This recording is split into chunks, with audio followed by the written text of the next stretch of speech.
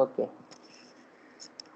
So this is what we will discuss today, and why we are discussing, because this is related to Shrimati Radha रानी, क्योंकि श्रीमती राधा रानी का जैसे हम कहते हैं कि उनका एग्जैक्ट जो तत्व है वो कोई समझ नहीं पाते, और बहुत कम ही लोग जानते हैं कि वास्तव में श्रीमती राधा रानी का तत्व क्या है। तो इसलिए हमें थोड़ा पहले भगवान कृष्ण की शक्तियों के बारे में जानना पड़ेगा, जो हमें श्रीमती राधा रानी के बारे में थोड़ा और बेटर अंडरस्टैंडिंग देगा। तो देखिए, भगवान की जो शक्तियां हैं वो 3 प्रकार की हैं। पहली होती है इंटरनल पोटेंसी, जिसे हम अंतरंग या स्वरूप शक्ति कहते हैं। दूसरी होती है एक्सटर्नल पोटेंसी, जिसे बहिरंग शक्ति, माया शक्ति या जड़ शक्ति। एक ही चीज है, हम लोग कुछ भी बोले, बहिरंग शक्ति बोले, माया शक्ति बोले या जड़ शक्ति बोले, एक ही बात है। और तीसरी होती है मार्जिनल पोटेंसी, या फिर जिसे हम तटस्थ शक्ति या जीव शक्ति ये भी कह सकते हैं। तो ये 3 प्रकार की भगवान की शक्तियां होती हैं, अंतरंग शक्ति, बहिरंग शक्ति और तटस्थ शक्ति। अब देखिए, जो अंतरंग शक्ति है, जो इंटरनल पोटेंसी है, ये स्पिरिचुअल वर्ल्ड में एग्जिस्ट करती है, और जो एक्सटर्नल पोटेंसी है या माया शक्ति है वो मटेरियल वर्ल्ड में एग्जिस्ट करती है, और जो मार्जिनल पोटेंसी है वो लिविंग एंटिटीज को कंप्राइज करती है। यानी हम सब मार्जिनल पोटेंसी यानी तटस्थ शक्ति की कैटेगरी में आते हैं, तो जितने जीव होते हैं। तो भगवान के ये 3 प्रकार की ऐसी एनर्जीज हैं। तो जो स्पिरिचुअल वर्ल्ड में रहती है, स्पिरिचुअल वर्ल्ड को मेंटेन करती है, बहिरंग ये मटेरियल वर्ल्ड को मेंटेन करती है, और हम जो लिविंग एंटिटीज हैं हम मार्जिनल शक्ति हैं। तो इसमें देख लीजिए, ये तटस्थ शक्ति या जो लिविंग एंटिटीज हैं उनके पास ये चॉइस होता है कि they can either be under the protection of internal energy और under the protection of external energy. तो अंतरंग शक्ति यानी जो तटस्थ शक्ति है, जो हम लोग हैं, हमारे पास ये चॉइस है कि हम अंतरंग शक्ति या इंटरनल शक्ति के हम लोग प्रोटेक्शन में रह सकते हैं, या फिर बहिरंग या एक्सटर्नल पोटेंसी के प्रोटेक्शन में रह सकते हैं। इसीलिए हमारा नाम तटस्थ है। जैसे कि एक तट होता है, जैसे ओशियन का बीच, इसे तट बोलते हैं। तो तट में, तट के पास दोनों ऑप्शन है, वो ड्राई भी हो सकता है और सूखा भी हो सकता है। तो दोनों प्रकार से वो हो सकता है। तो उसी प्रकार हम भी हैं, हम इधर भी जा सकते हैं, उधर भी जा सकते हैं, अंतरंग शक्ति की तरफ भी जा सकते हैं और बहिरंग शक्ति की तरफ भी जा सकते हैं। ये हमारा नेचर होता है, जस्ट लाइक ओशियन बीच। लेकिन इतना हमें पता होना चाहिए कि हम इंडिपेंडेंट नहीं हो सकते। We are always controlled, either we are controlled by the internal potency or we are controlled by the external potency, but we are always controlled. We cannot exist independently. तो लिविंग एंटिटीज जो spiritual world में होते हैं, they are always under the protection of internal potency. यानी जो भगवान के पार्षद होते हैं वो हमेशा इंटरनल पोटेंसी के ही अंडर में रहते हैं, और हम इंटरनल पोटेंसी के भी अंदर में रह सकते हैं और एक्सटर्नल पोटेंसी के भी अंदर में रह सकते हैं। लेकिन जनरली जो मटेरियल वर्ल्ड में लिविंग एंटिटीज हैं वो एक्सटर्नल पोटेंसी, बहिरंग शक्ति के अंडर में रहते हैं। ठीक है, अगर किसी भी पॉइंट ऑफ टाइम पे आपके कोई प्रश्न हो तो मुझे जरूर पूछ सकते हैं। ठीक है, लेकिन ये थोड़े तत्व को अच्छे से समझ लेंगे। तो देखिए, इंटरनल एनर्जी के फिर 3 डिवीजन है, जिसे बोलते हैं संधिनी, संवित और लादिनी। ये 3 तरह के इंटरनल पोटेंसी, भगवान की जो अंतरंग शक्तियां हैं, ये 3 प्रकार की होती हैं। तो संधिनी क्या है? ये इटर्निटी फीचर है, जिसे सत बोलते हैं। सत यानी कि कोई भी चीज जो स्पिरिचुअल वर्ल्ड जैसे हम कहते हैं कि वो इनडेस्ट्रक्टिबल होता है। तो इनडेस्ट्रक्टिबल क्यों है? वो संधिनी फीचर के कारण है कि भगवान का रूप इनडेस्ट्रक्टिबल है, वो सदा से है और सदा तक रहेगा। स्पिरिचुअल वर्ल्ड के सारे पैराफर्नेलिया इनडेस्ट्रक्टिबल है। टाइम मटेरियल वर्ल्ड के सारे चीजों को डिस्ट्रॉय करता है। हमारी बॉडीज डिस्ट्रॉय हो जाती हैं, हमारे बनाए हुए बिल्डिंग्स डिस्ट्रॉय हो जाती हैं। आप कोई भी नई चीज को खरीदिए तो धीरे धीरे पुरानी हो जाती है और वो डिस्ट्रॉय हो जाती है। लेकिन स्पिरिचुअल वर्ल्ड में everything remains fresh and new. तो ये संधनी शक्ति का काम है कि वो स्पिरिचुअल वर्ल्ड की सारी चीजों को इटर्नल रखती हैं, हमेशा एवर फ्रेश एंड न्यू। तो वो एक सत फीचर है, जिसे हम इटर्निटी इंग्लिश में कह सकते हैं, और शक्ति का नाम संधनी है। उसी तरह संवित, ये दूसरी शक्ति है, ये भगवान की नॉलेज की शक्ति है, यानी चित्त की शक्ति।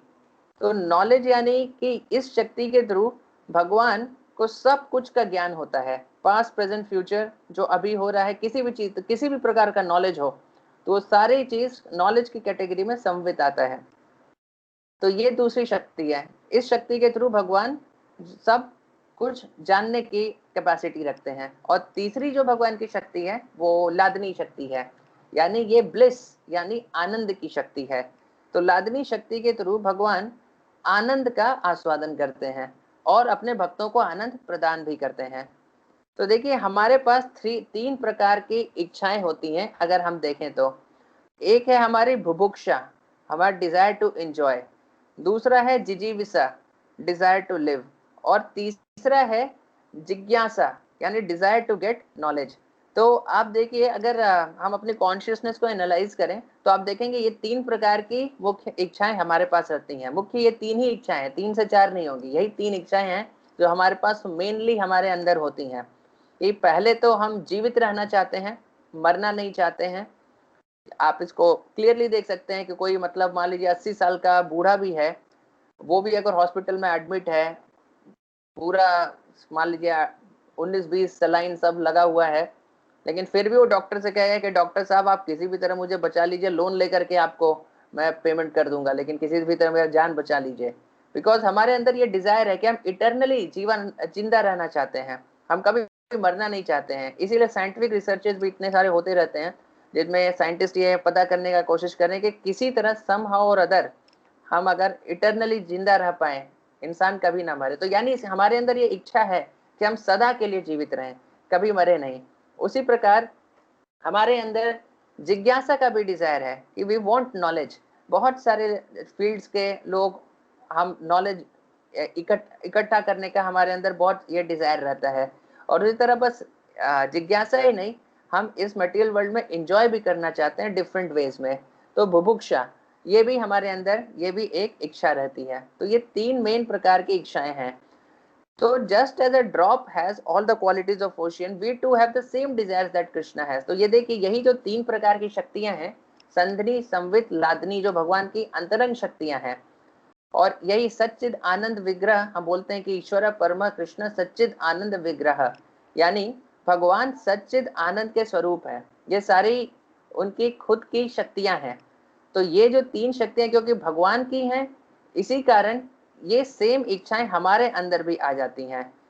तो जैसे कि एक ड्रॉप को आप लें तो एक ड्रॉप का में के अंदर वही क्वालिटी होगी जो ओशियन के अंदर क्वालिटी होगी।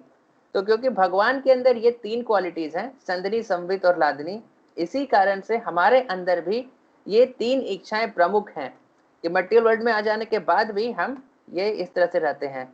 जैसे कि अगर समुद्र का पूरा समुद्र सॉल्टी है तो आप एक ड्रॉप भी अगर समुद्र से निकालते तो वो भी सॉल्टी ही होगा, उसके अंदर भी वैसे ही सारी क्वालिटीज होंगी। तो ऐसा नहीं है कि हम तो एक ही ड्रॉप ले रहे हैं तो ये क्यों सॉल्टी होगा, अगर मैं भी बाल्टी भर के पानी लें तब हो सकता है कि सॉल्टी होना चाहिए। एक ड्रॉप भी आप लीजिए, चाहे कितना भी पानी लीजिए, सॉल्टी ही होगा। तो उसी तरह प्रकार भगवान तो ओशियन है, हम उनके एक बूंद के जैसे हैं, लेकिन उनके अंदर जो ये 3 शक्तियां हैं, हमारे अंदर भी वही सेम डिजायर्स होती हैं। तो इससे हम देख सकते हैं, this shows that we are part and parcel of Krishna, कि हम भगवान के अभिन्न अंग हैं। ये इससे ये पता चलता है। तो अब देखिए एक्सटर्नल एनर्जी जो मटेरियल वर्ल्ड में होती है वो भी 3 तरह की होती है, उसके भी 3 प्रकार होते हैं। वो भी 3 रूप में मैनिफेस्ट होती है, सत्वगुण यानी मोड ऑफ गुडनेस, तमोगुण यानी मोड ऑफ इग्नोरेंस, और रजोगुण यानी मोड ऑफ पैशन। तो सत्वगुण कैरेक्टराइज होता है असत से यानी टेम्पररी नेचर से, तमोगुण कैरेक्टराइज होता है इग्नोरेंस से यानी अचित से, और रजोगुण कैरेक्टराइज होता है मिजरी से, निरानंद से।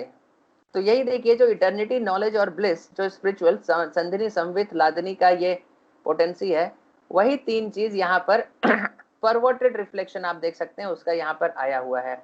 इटर्निटी का जो एस्पेक्ट है वो टेम्प्रोरी हो गया, स्पिरिचुअल वर्ल्ड में चीजें इटर्नल रहती हैं, मटेरियल वर्ल्ड में चीजें टेम्प्रोरी रहती हैं। स्पिरिचुअल वर्ल्ड में everything is full of knowledge, Krishna has all knowledge and devotees have knowledge. लेकिन मटेरियल वर्ल्ड में क्या हो जाता है, वही चित अचित हो जाता है और आनंद जो स्पिरिचुअल वर्ल्ड में ब्लिस है वो मटेरियल वर्ल्ड में वो निरानंद हो जाता है। तो ये स्पिरिचुअल जो 3 पोटेंसीज हैं उनका परवर्टेड रिफ्लेक्शन यहाँ पे इस प्रकार से हम मटेरियल वर्ल्ड में देख सकते हैं।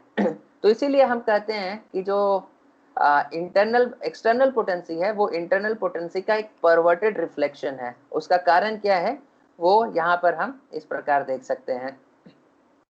तो देखिए ये स्पिरिचुअल एनर्जीज की कुछ प्रीडोमिनेटिंग डीटीज हैं। जैसे जो संधनी शक्ति है, संवित शक्ति और लादनी शक्ति है, तो इसमें से संधनी इसके प्रीडोमिनेटिंग डीटी लॉर्ड बलराम है, यानी भगवान बलराम इस शक्ति को कंट्रोल करते हैं। जो संवित शक्ति है वो भगवान कृष्ण स्वयं इस शक्ति को कंट्रोल करते हैं, और जो लादनी शक्ति है इसको श्रीमती राधा रानी कंट्रोल करती हैं। तो ये हमें ये पता होना चाहिए। तो लादनी जो भगवान की आनंद देने वाली पोटेंसी है उसकी कंट्रोल करने वाली कौन है? श्रीमती राधा रानी। उसी प्रकार मटेरियल एनर्जीज की जो डीटीज हैं, सत्वगुण के तमोगुण और रजोगुण, तो सत्वगुण के डीटी कौन है? क्षीरोदक्षाई विष्णु, तमोगुण के भगवान शिव और रजोगुण के भगवान ब्रह्मा। तो ये प्रीडोमिनेटिंग डीटीज हैं, यानी स्पिरिचुअल वर्ल्ड में संधनी, संवित और लादनी शक्ति को ये 3 पर्सनालिटीज कंट्रोल करते हैं, और उसी का परवर्टेड रिफ्लेक्शन जो मटेरियल वर्ल्ड में सत्वगुण, तमोगुण और रजोगुण को ये 3 जो पर्सनालिटीज हैं, क्षीरोदक्षाई विष्णु, भगवान शिव और ब्रह्मा जी, ये उनको कंट्रोल करते हैं। तो यहाँ पे 3 बहुत इंपॉर्टेंट पॉइंट्स हैं जो हमें नोट करना है। नंबर 1 कि देखिए ऑर्डर ऑफ सुपीरियोरिटी कैसे होता है कि संधनी, फिर संवित और लादनी। तो ऐसा नहीं है कि मतलब स्पिरिचुअल वर्ल्ड में एवरीथिंग इज एब्सोल्यूट, लेकिन हम इस सुपीरियोरिटी का ऑर्डर इस तरह से क्यों दिखा रहे हैं?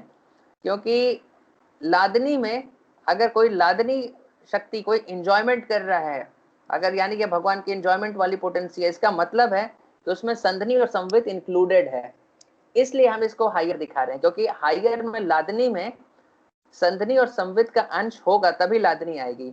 जैसे कि हम ना 3 बोले तो 3 में 2 और 1 इंक्लूडेड है, ये मतलब बताने की जरूरत नहीं है। उसी प्रकार 2 में 1 इंक्लूडेड है, ये बताने की जरूरत नहीं है, इसलिए हम बता रहे हैं। तो लादनी में संधनी और संवित के अंश मतलब मिले हुए हैं, क्योंकि अगर संधनी नहीं हो और संवित नहीं हो तो फिर लादनी आ ही नहीं पाएगी। इसलिए लादनी के आने के लिए पहले ये चीजें इंक्लूडेड होती हैं।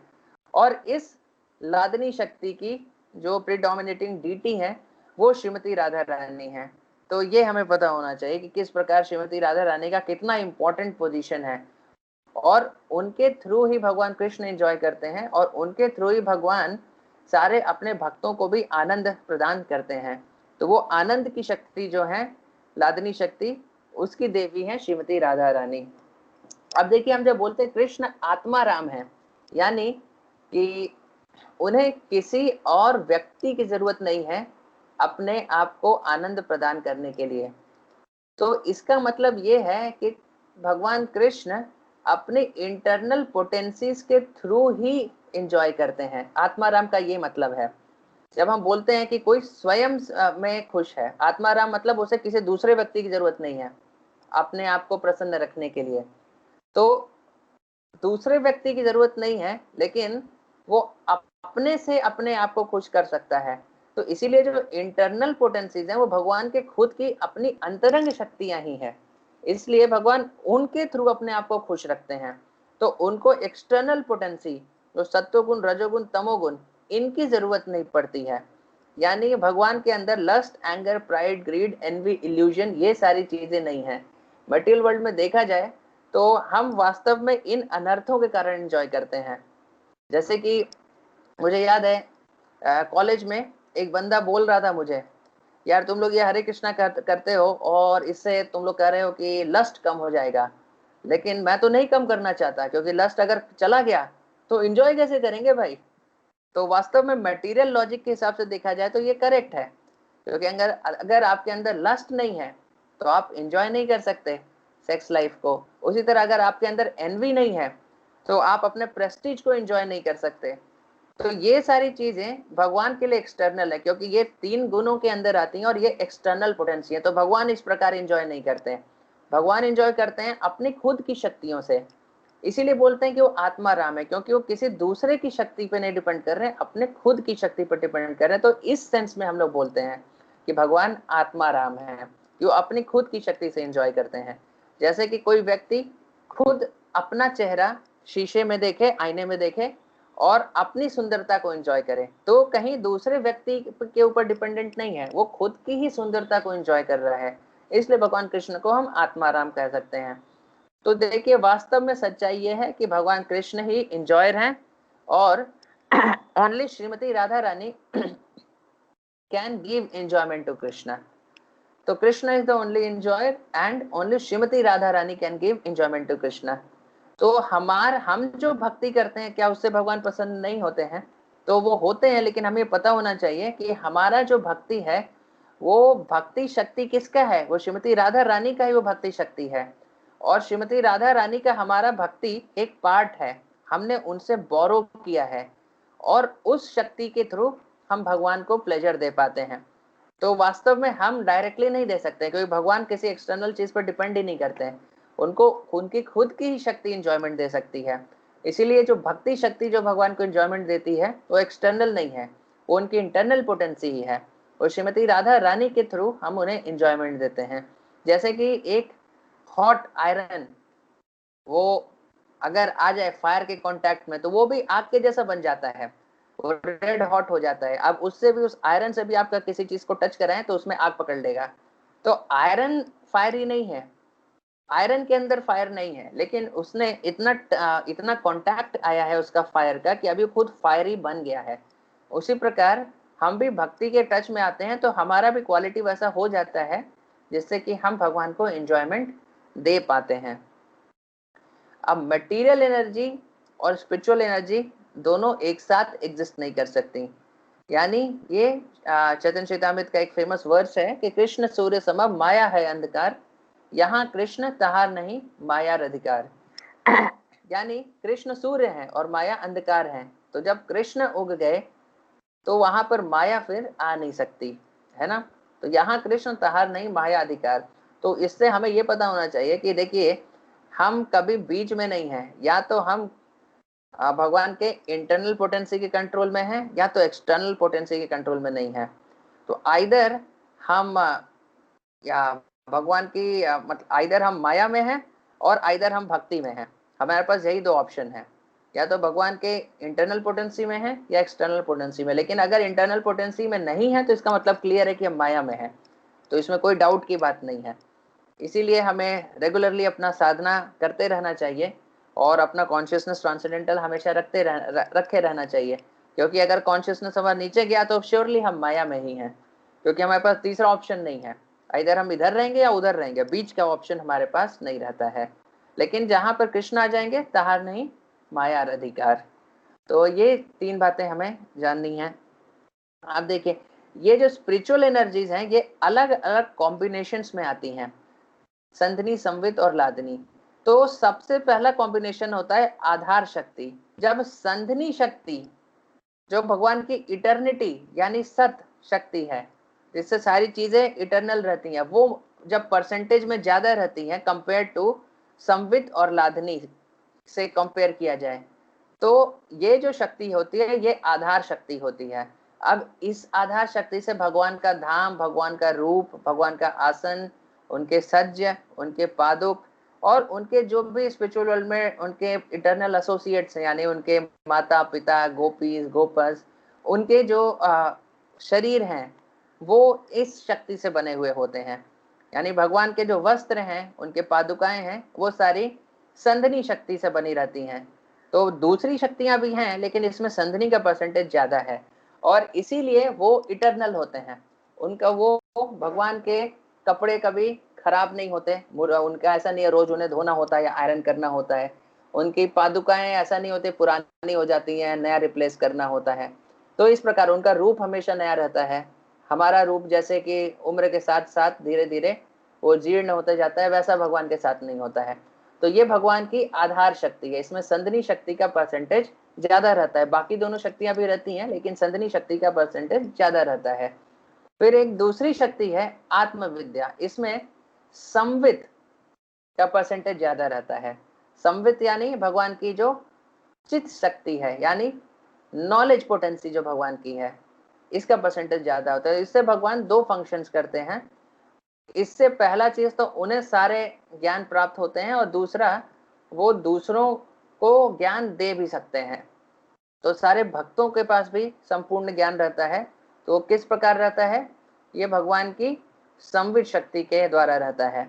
इसका एक बहुत स्ट्राइकिंग एग्जाम्पल आता है श्रील गौर किशोर दास बाबा जी महाराज में, कि गौर किशोर दास बाबा जी महाराज जो थे वो वास्तव में मटेरियल स्टैंडर्ड से अनपढ़ थे। वो अपना नाम भी नहीं लिख पाते थे। उन्होंने कभी स्कूल नहीं गए, कभी अपना नाम लिखना भी नहीं सीखा। लेकिन अगर आप उनसे जाके कोई भी फिलोसॉफिकल क्वेश्चन पूछेंगे तो तुरंत एकदम एग्जैक्ट आंसर देते थे और शास्त्रों के हिसाब से आंसर देते थे।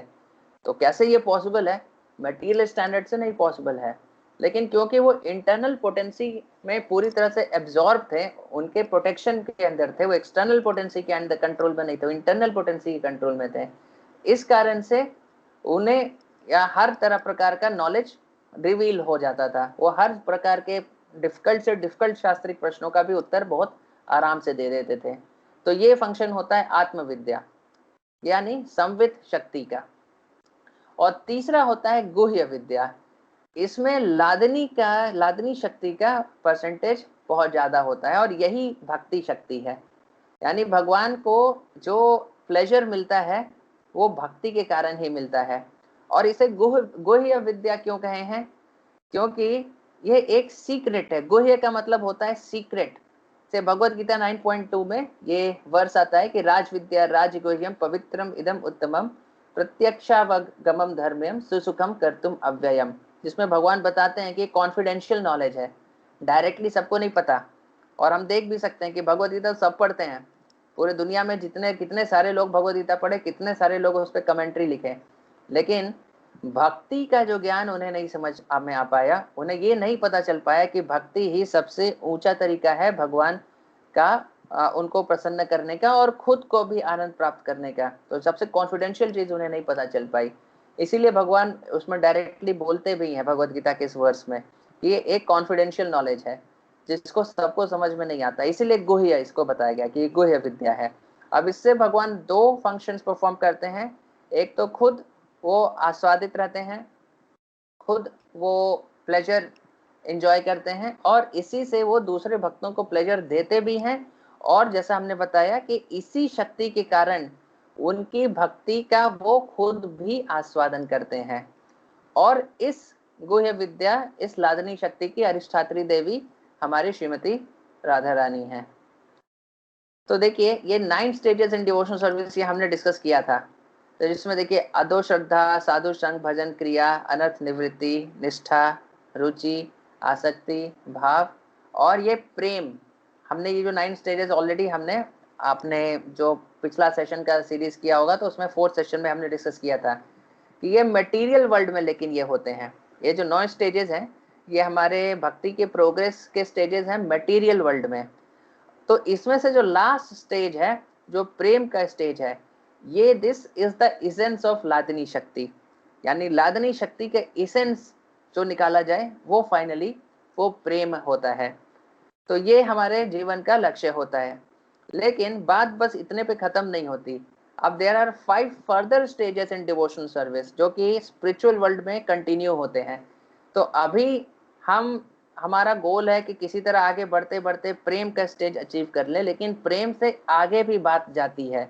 लेकिन ये जो आगे की ट्रेनिंग होती है ये मटेरियल वर्ल्ड में नहीं, ये स्पिरिचुअल वर्ल्ड में होती है। तो फिर प्रेम के बाद से अब देखिए प्रेम से आगे के स्टेजेस क्या होते हैं। नेक्स्ट स्टेज होता है स्नेह। ये स्नेह कौन सा स्टेज है कि यहाँ पर व्यक्ति, देखिए प्रेम के स्टेज पे तो व्यक्ति को भगवान का दर्शन मिल जाता है और वो पूरे एक्सटेसी में रहता है। स्नेह के स्टेज में व्यक्ति सिर्फ दर्शन से सेटिस्फाइड नहीं है, but he has intense desire to serve. मतलब बहुत ही उसके अंदर प्रबल इच्छा है कि किसी भी प्रकार कुछ तो भगवान की सेवा की जाए, उसके बिना वो रह नहीं पाता। जैसे हम बोलते हैं नारायण परा सर्वे न कुतश्चन विभ्यति, स्वर्ग अपवर्ग नरकेशु अपितुल्यार्थ दर्शनम। कि नारायण परा, यानी नारायण परा किनको बोलते हैं? भगवान के भक्तों को। तो वो जो भक्त होते हैं उनके लिए स्वर्ग और नरक बराबर हैं, क्योंकि वो स्वर्ग भी वो नरक जाने से नहीं डरेंगे अगर वहां पे भगवान की सेवा मिले, और स्वर्ग वो नहीं जाना चाहेंगे अगर वहां पे भगवान की सेवा ना मिले। तो ये भगवान के भक्तों का एक कैरेक्टरिस्टिक होता है। जो नेक्स्ट स्टेज आता है, जो किसी भी प्रकार भगवान की सेवा करने के लिए बहुत आतुर रहते हैं, तो ये स्नेह का स्टेज है। तो वास्तव में देखिए, मटेरियल वर्ल्ड में हम बोलते हैं प्रेम, लेकिन प्रेम सिर्फ स्पिरिचुअल स्टेज पर ही आ पाता है। मटेरियल वर्ल्ड का love is not actually love. और स्नेह भी हम बोलते हैं, स्नेह शब्द का भी कॉमन भाषा में यूज करते हैं, लेकिन वास्तव में स्नेह शब्द का ये डेफिनेशन है। तो प्रेम और स्नेह का शास्त्र ये डेफिनेशन बताते हैं। जैसे हम कॉमन भाषा में हम बोलते हैं कि प्रेम है या स्नेह है, लेकिन स्नेह एक्चुअली में इस लेवल का होता है। फिर स्नेह थोड़ा और गाढ़ा हो जाता है तो ये मान बन जाता है। तो मान का मतलब है कि अभी व्यक्ति इतना पॉजिटिव हो जाता है अपने बिलवेड, अपने प्रियतम को लेकर के, कि अगर कुछ भी गड़बड़ हुआ तो वो जैसे बोलते हैं रूठ जाना। तो जैसे कि गोपियां कभी कभी भगवान को बहुत डांटती हैं, भक्षण करती हैं भगवान का, उन्हें अपशब्द बोलती हैं। क्यों? क्योंकि उनका अभी भक्ति का लेवल इतना मतलब ऊंचा चला गया है, इतना स्नेह का स्टेज भी पार हो गया है, और भगवान को इतना आत्मीयता मतलब अपना मानती हैं वो, कि कुछ भी गड़बड़ होने से उनका थोड़ा मान हो जाता है और भगवान को फिर डांटने लगती हैं। लेकिन भगवान बोलते हैं कि जब गोपियां इस प्रकार मुझे डांटती हैं, तो वो जो उनके शब्द हैं वो मुझे शास्त्र के जो मंत्र हैं जो ब्राह्मण उच्चारण करते हैं उससे भी ज्यादा मुझे पसंद आते हैं। तो ये मान का स्टेज है, जब स्नेह और गाढ़ा हो जाता है और मान हो जाता है, यानी अब व्यक्ति कुछ भी गड़बड़ हो तो भगवान को ही डांटने लगेगा, उन्हीं से रूठ जाएगा। अब मान जब थोड़ा और गाढ़ा हो जाता है तो ये हो जाता है प्रणय। तो इसमें व्यक्ति इतना एब्जॉर्ब हो जाता है भगवान में कि उसे कोई डिफरेंस नहीं दिखता अपने खुद के माइंड इंटेलिजेंस, अपने खुद के वस्त्र, अपने खुद के बिहेवियर में और अपने बिलवेड के बिहेवियर में। तो ये सारी चीजें हमारे लिए थोड़ी इनकंसीवेबल हैं, लेकिन इस प्रकार का हो जाता है। इसका एक एग्जाम्पल भी है कि पुरी में आप देखेंगे एक राधा कृष्ण का विग्रह भी है जिसमें राधा रानी पूरी तरह से काली हैं। तो कैसे काली होगी? वह भगवान कृष्ण भी काले, राधा रानी भी काली हैं, क्योंकि राधा रानी पूरी तरह से कृष्णमयी हो गई हैं, तो उनके शरीर का कलर भी उन्होंने एक्सेप्ट कर लिया है। तो इस प्रकार और भी बहुत सारे एग्जाम्पल्स आते हैं जब श्रीमती राधा रानी के शरीर का रंग एकदम भगवान कृष्ण के शरीर के रंग के जैसा हो जाता है। तो ये विकार है प्रणय का विकार। प्रणय के कारण ऐसा होता है कि व्यक्ति मान लो कि एक ही हो गया, भगवान के साथ एक ही बन गया, तो ये प्रणय विकार है कि फिर कोई अंतर भेद उसे नहीं दिखता खुद में और भगवान में। तो ये बहुत ही एक हाई स्टेज है प्रणय का। उसके बाद फिर आता है भाव। अब भाव का स्टेज क्या होता है? ये भाव जो हम ऊपर 9 स्टेजेस में जो भाव देखे हैं, जो प्रेम के पहले वाला भाव है उससे थोड़ा अलग भाव है, ये एक दूसरा भाव है जो इस स्टेज में भी आता है।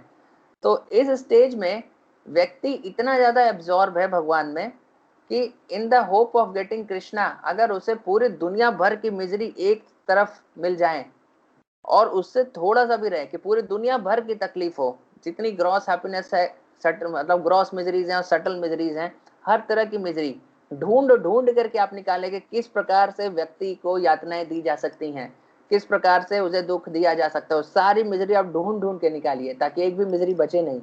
और वो सारी मिजरीज को एक तरफ कर दीजिए और कहें कि इतनी सारी मिजरीज अगर एक्सेप्ट करोगे तो भगवान को मिलने की थोड़ा सा चांस है। इतनी सारी मिजरीज अगर एक्सेप्ट करोगे, सारी तरह की मिजरीज, थोड़ा सा चांस है कि भगवान मिल जाएंगे। तो इतना भी अगर आप बोले तो व्यक्ति उसको ग्रेटेस्ट हैप्पीनेस समझता है। और इसका वाइस वर्सा है कि आप सब प्रकार की खुशी दे दीजिए, लेकिन अगर भगवान को मिलने की उसमें कोई उम्मीद नहीं है तो व्यक्ति उसको सबसे बड़ा मिजरी समझता है। तो ये भाव का स्टेज होता है। और फिर लास्ट स्टेज है महाभाव। इसमें जो व्यक्ति है वो एवरी मोमेंट भगवान के थॉट में इतना एनॉर्मस रूप से एब्जॉर्ब रहता है कि कुछ और नहीं सोच पाता। सिर्फ और सिर्फ उसके मन में, उसके बुद्धि में, हर जगह जहां देखेगा उसे सिर्फ कृष्ण ही दिखते हैं। तो ये जो महाभाव है, this is the exclusive property of Shrimati Radha Rani. यानी कोई जीव ये महाभाव के स्टेज पर नहीं पहुंच सकता। ये सिर्फ श्रीमती राधा रानी का ही ये स्टेज है और उनका खुद का अकेले का प्रॉपर्टी है, किसी और गोपी का भी प्रॉपर्टी नहीं है। और ये महाभाव का स्टेज चैतन्य महाप्रभु जब आए थे श्रीमती राधा रानी के मूड में, तो उन्होंने दिखाया भी था अपनी लीलाओं में, यही महाभाव उन्होंने प्रदर्शित किया था। तो चैतन्य महाप्रभु ने दिखाया, लेकिन इसका मतलब ये नहीं कि हम चैतन्य महाप्रभु के जैसा उस तरह के विकारों को हम भी कभी दिखा पाएंगे, नहीं। भक्ति के में हम कितना भी तरक्की कर लें, इस स्टेज पर हम नहीं पहुंच सकते, क्योंकि ये श्रीमती राधा रानी का स्टेज है और जिसका थोड़ा सा झलक हमें श्री चैतन्य महाप्रभु ने अपनी लीलाओं में दिखाया था। तो इसमें क्या होता है कि अगर व्यक्ति आपके सामने भी हो, अगर कृष्ण सामने भी हैं, तो जस्ट इतना थोड़ा सा अगर थॉट भी आ जाए कि भगवान कृष्ण मुझसे सेपरेट हो जाएंगे, मुझसे दूर जा सकते हैं, तो उसको इतने थॉट से ही व्यक्ति को इतना, मतलब कैन यू इमेजिन, जस्ट ऐसा सोच लेना कि भगवान मुझसे दूर हो सकते हैं, ये सोच करके ही व्यक्ति पूरी तरह से दुख के सागर में डूब जाता है। जिसका एक हमने लीला कल हमने डिस्कस भी किया था कि श्रीमती राधा रानी को जब भगवान कृष्ण उनके बाल बना रहे थे, उनके बगल में ही बैठे हुए थे, लेकिन वहां पर श्री दामा ने आकर के बोला कि मैंने मधु को हटा दिया, क्योंकि मधुमक्खी थी और वो मधुमक्खी श्रीमती राधा रानी के चारों तरफ उनके चेहरे पे घूम रही थी, क्योंकि श्रीमती राधा रानी का मुखमंडल इतना सुंदर है। तो वो मधुमक्खी सोच रही थी, अरे इससे अच्छा फूल कहाँ मिलेगा। तो भगवान कृष्ण ने बोला कि इसे हटाओ, तो उसे श्री दामा फिर हटा करके आ गए। तो हटाने के बाद फिर वो आकर के बोलते हैं मैंने मधु को हटा दिया, लेकिन मधु भगवान कृष्ण का भी एक नाम है, उन्हें भी हम मधुसूदन बोलते हैं। तो श्रीमती राधा रानी को लगा कि अरे कि मधु चले गए हैं। वो जब श्री दामा ने बोला कि मधु को मैंने हटा दिया, मधु को मैंने दूर छोड़ दिया, तो श्रीमती राधा रानी को लगा कि भगवान कृष्ण उनसे दूर चले गए हैं। और भगवान कृष्ण कहीं दूर नहीं गए थे, वहीं पर उनके पीछे बैठ करके उनके बालों को संवार रहे हैं।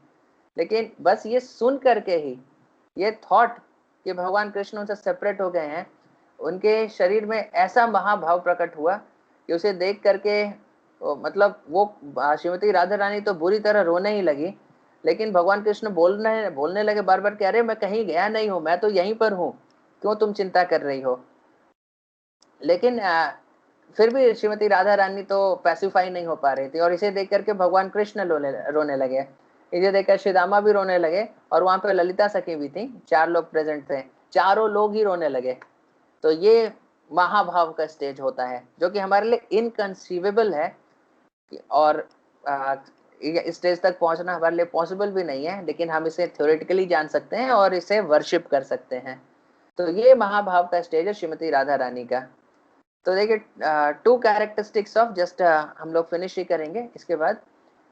तो ये जो लव यानी प्रेम जो हमने बताया, इसके 2 कैरेक्टरिस्टिक हैं, यानी कृष्णेर इंद्रिय वांछा धरे प्रेम नाम।